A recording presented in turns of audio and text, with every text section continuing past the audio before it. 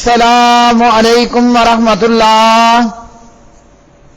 پیارے بھائیوں اور میری بہنوں، ترجمہ تفسیر القرآن الکریم سبق نمبر 31 آیت نمبر 83۔ اعوذ باللہ من الشیطان الرجیم۔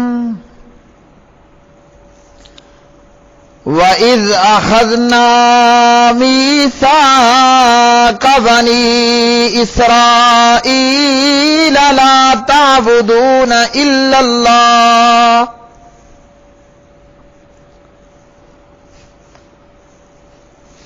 وَبِالْوَالِدَيْنِ إِحْسَانًا وَذِي الْقُرْبَى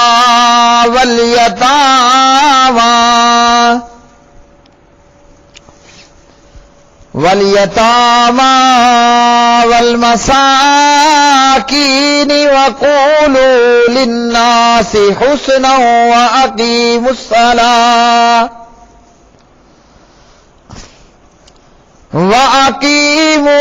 وأقيموا الصلاة وآتوا الزكاة ثم توليتم إلا قليلا منكم وأنتم معرضون۔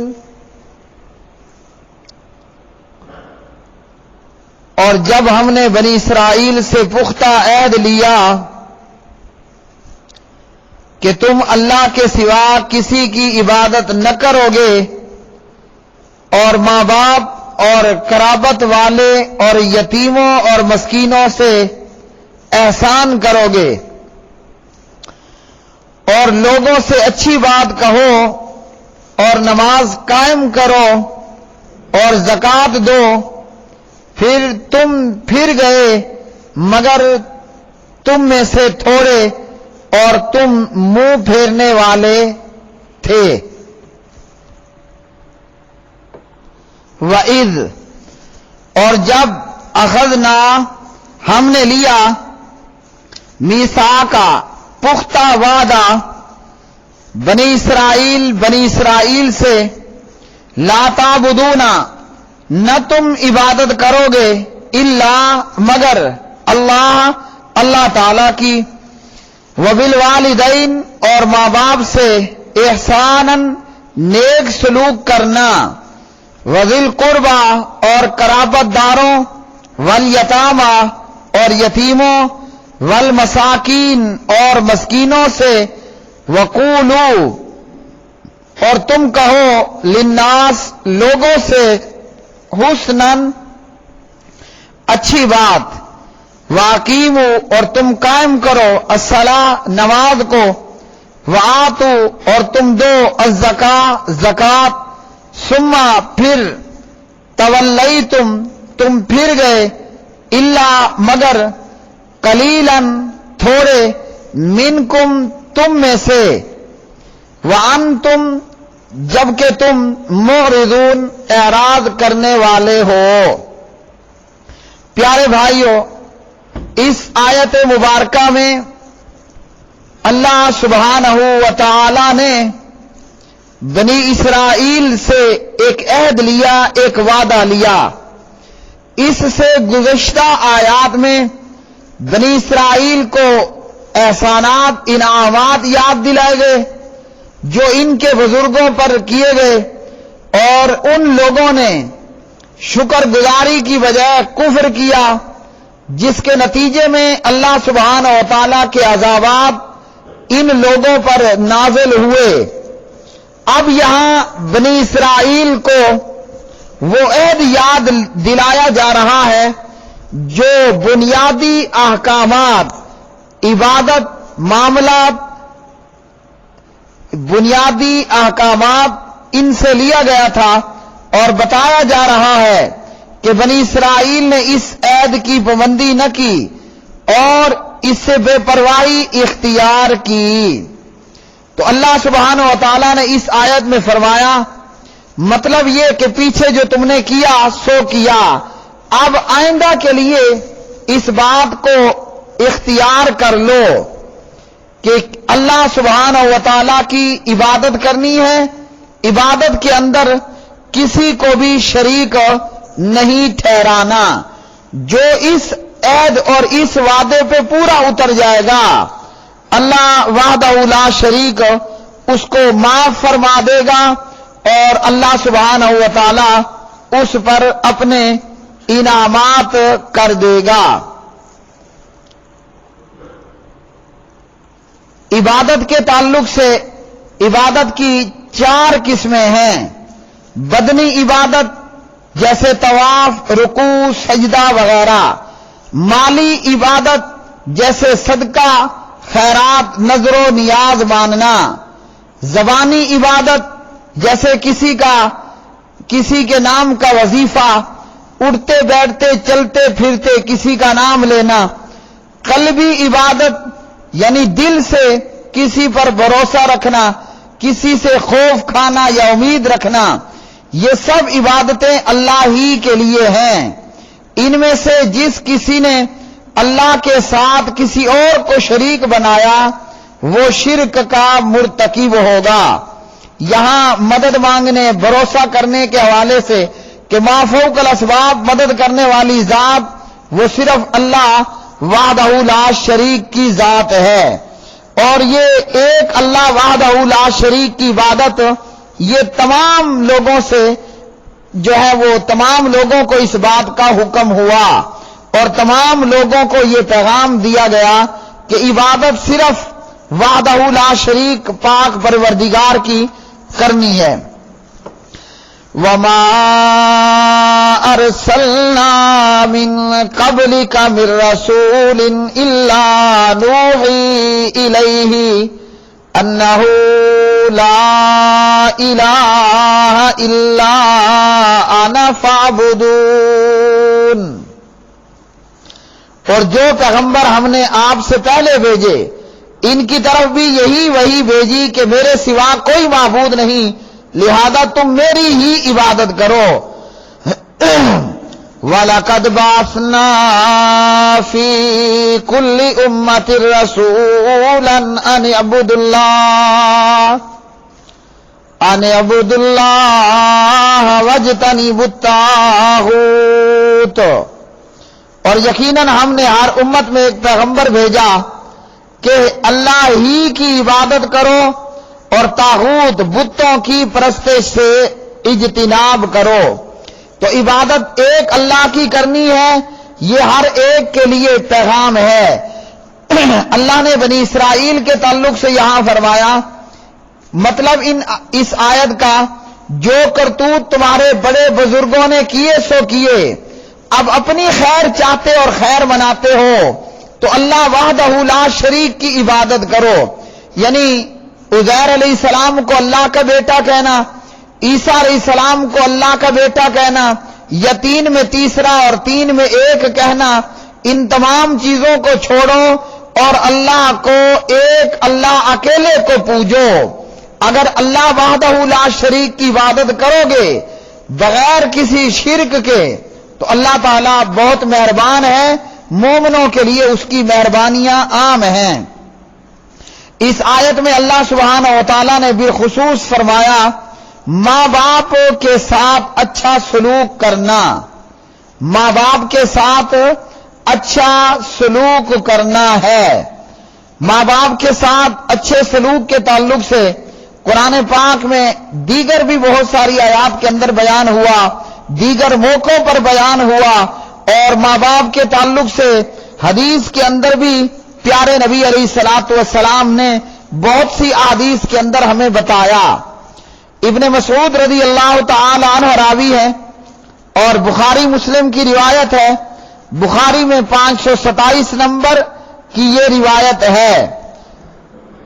پیارے نبی علیہ الصلوۃ والسلام سے ابن مسعود نے عرض کی کہ اعمال میں کون سا عمل سب سے زیادہ افضل ہے؟ آپ علیہ السلام نے فرمایا الصلاۃ علی وقتہا، وقت پر نماز ادا کرنا یہ نیک اعمال میں سب سے افضل عمل ہے۔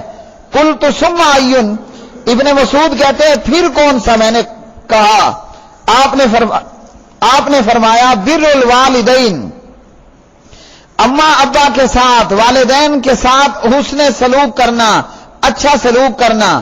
قلت ثم ایٌ، ابن مسعود کہتے ہیں میں نے پوچھا پھر کون سا؟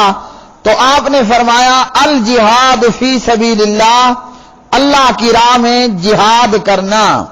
تو صحیح بخاری مسلم کی حدیث میں نبی علیہ السلام نے کیا فرمایا؟ نیک اعمال میں نماز کے بعد سب سے افضل عمل ہے والدین کے ساتھ حسن سلوک کرنا، ماں باپ کے ساتھ اچھا سلوک کرنا، اچھا برتاؤ کرنا۔ ماں باپ بھلے کافر ہی کیوں نہ ہو، ماں باپ کے ساتھ اچھا سلوک کرنا ہے۔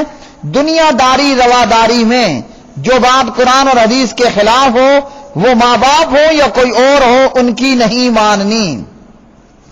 اسی طرح رب ارحمہما کما ربیانی صغیرا، ماں باپ کے تعلق سے ہمیں یہ بتایا گیا کہ ہم یوں دعا کریں، اے میرے رب میرے ماں باپ پہ رحم فرما، ان دونوں پہ رحم کر، جیسے انہوں نے چھوٹا ہونے کی حالت میں مجھے پالا، جیسے بچپن میں انہوں نے مجھے پالا۔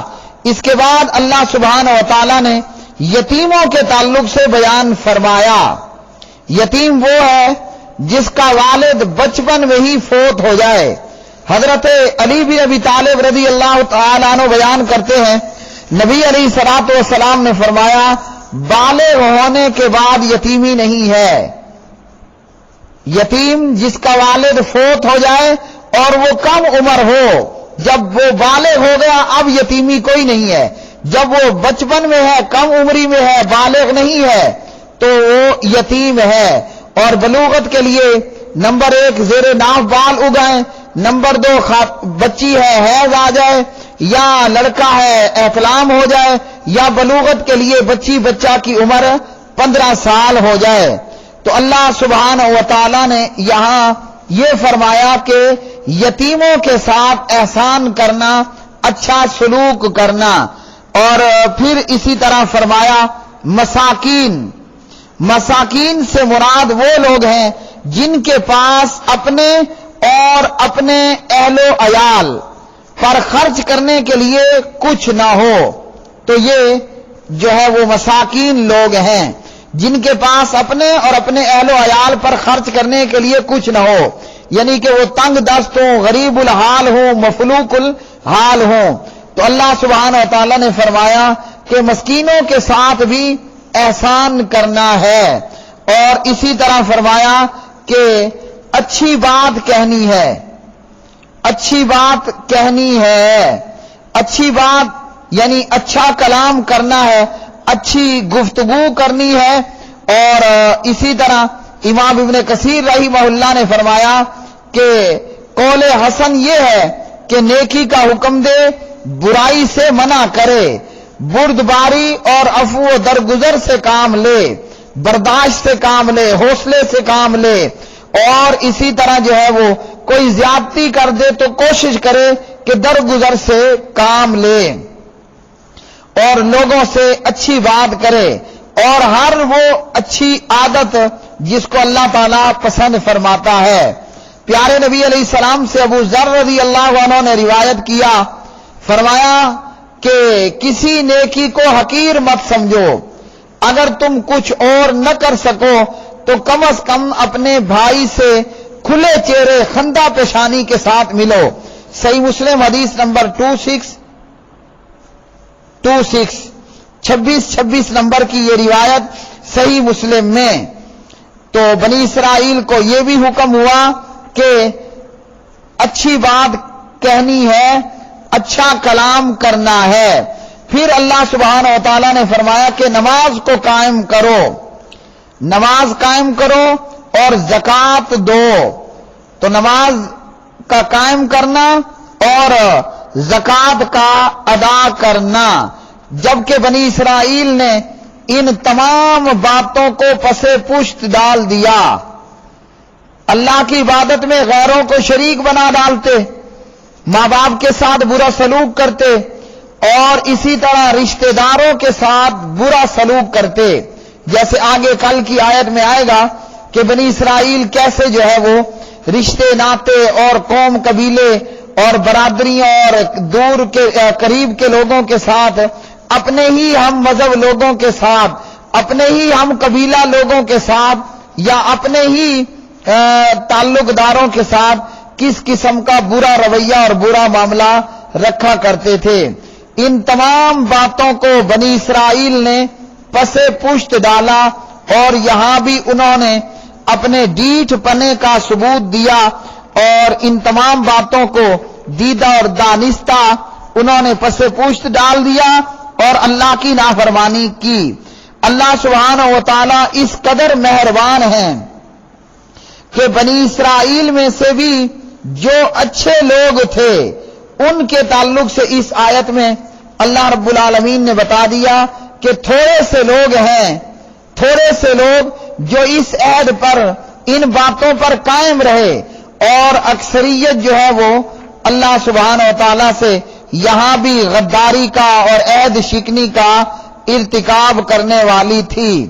اللہ نے جو اچھے لوگ تھے ان کا ذکر بھی کر دیا، اگرچہ وہ تعداد میں کم تھے اور مجرم تعداد میں زیادہ تھے، لیکن اللہ نے پھر بھی ان کم لوگوں کا ذکر کیا، اللہ نے ان تھوڑے لوگوں کا بھی ذکر کر دیا۔ یہ اللہ سبحانہ و تعالیٰ کی مہربانی، اور یہی باتیں، یہی ساری باتیں ہم لا الہ الا اللہ محمد الرسول اللہ پڑھنے والوں کے لیے بھی ہیں۔ کیا ہے کہ عبادت میں اللہ کے ساتھ کسی کو شریک نہیں بنانا۔ اگر کسی بھی قسم کی عبادت میں اللہ کے ماں سوا کو شریک بنایا، شرک کیا اور شرک کی حالت میں مر گئے تو اللہ کا اعلان ہے کہ مشرک کے لیے کوئی بخشش نہیں ہے۔